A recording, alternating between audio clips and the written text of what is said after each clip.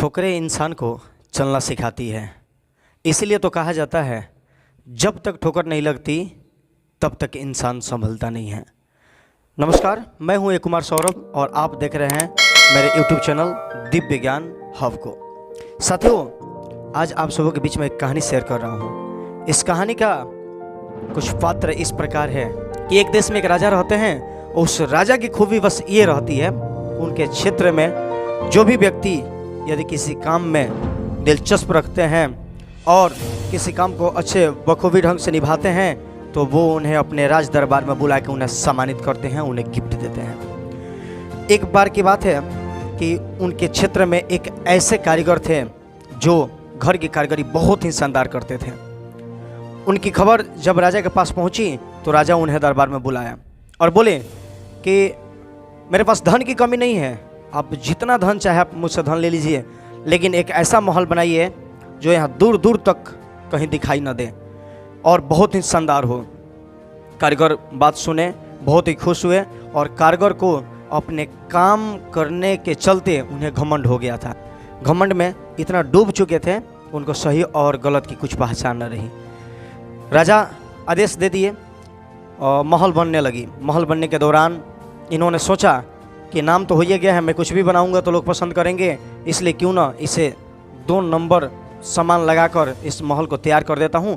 बाहर से क्लीन बना दूंगा, साफ़ सुथरा बना दूंगा, देखने योग्य बना दूंगा और अंदर से जैसे तैसे ढाल देता हूँ। लोगों को क्या पहचान आएगी। जैसे तैसे काम चालू हो जाती है और काम जैसे जारी होता है बहुत ही कम समय में और कारीगर जो होते हैं बहुत ही शानदार महल बना के तैयार करते हैं और जाके सूचना राज दरबार में देते हैं। जब राजा को यह सूचना मिलती है तो राजा कहते हैं कि ठीक है, इसका निरीक्षण किया जाए और राजा जाते हैं महल को देखने के लिए। महल बहुत ही पसंद आता है तो राजा सोचते हैं कि मैं इसके बदले आपको तो कुछ तो देना पड़ेगा, तो मैं इसके बदले आपको क्या दूं। और सोचने और विचारने के बाद उनके दिमाग में आता है कि क्यों ना ये महल ही आपको दे दूं। तो जैसे ही ये बात कारीगर को पता चलती है कि महल मुझे मिल गया है, बेधड़क से कारीगर चिंतित हो जाते हैं, उदास हो जाते हैं और सोचने लगते हैं कि क्या पता अगर ये मुझे पहले पता होता कि ये महल मुझे मिलने वाला होता तो मैं इसे बहुत ही बढ़िया और अच्छे तरीक़े से बनाता।